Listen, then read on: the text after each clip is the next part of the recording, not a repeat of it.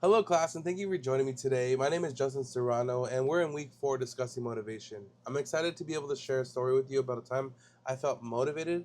But before we do that, we'll get into some concepts about self determination theory and the definition of intrinsic and extrinsic motivations. So here we go.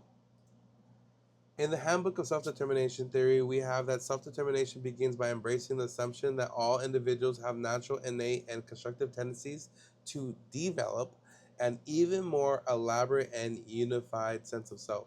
And I feel like that's an important thing to see is that it's suggesting that we develop even more so. We're becoming more.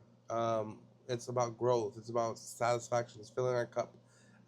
And I think that's what leads into this, these theories of motivation. And then we'll go into the definitions of an intrinsic and extrinsic. So, intrinsic motivation involves people doing an activity because they find it interesting and derive spontaneous satisfaction from the activity itself. Intrinsic motivation, in contrast, requires an instrumentality between an activity and some separable consequences, such as tangible and verbal rewards. So satisfaction comes not from the activity itself, but rather from the extrinsic consequences to which the activities led or leads. So, with that being said, I have a background and I currently am a behavioral therapist, and a lot of motivation is used in this field.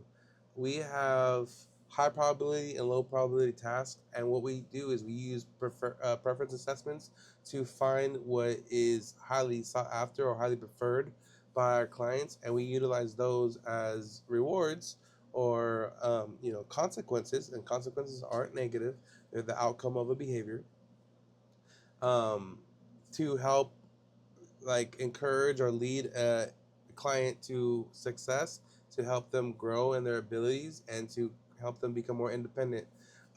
We have the ABCs, antecedents, behavior, and consequence, and we utilize these theories and skills to really drive a lot of progression forward. In this situation in behavioral therapy, a lot of it is extrinsic because they do it for the reward, for the preferred item. And there are instances that I've seen and experienced where clients are doing it through intrinsic motivation, where they really feel compelled to do it because they enjoy the actual process of growing and learning and getting skills. And for them, that's like fulfilling and satisfying enough for them.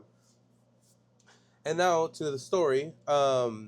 I was at Pyra at Cal Poly Pomona.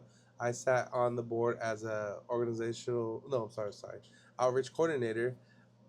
And my job or my role was to seek professionals in human resources or adjacent professions to bring them in and share with the club about what they do and how people can find that path to that position or whatever um, interesting information comes out of it. But I had autonomy. I did the outreach and connecting independent, and it was highly enjoyable.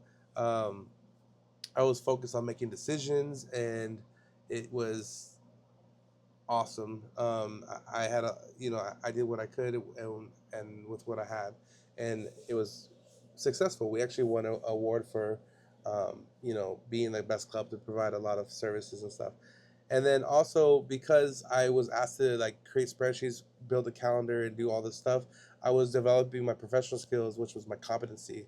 And then because of the work that I was doing, the club was recognized, my peers recognized me, and the relatedness I was seen to have a favorable position in the organization, and that was really motivating. It was really strong. So it was a sense of intrinsic motivation where I was able to have the autonomy, have the competencies, and then have the relatedness um, through this experience of motivation. So that is a story for me. I hope you guys all enjoyed it. Again, my name is Justin Serrano. I can't wait to hear about you guys. Have a wonderful evening.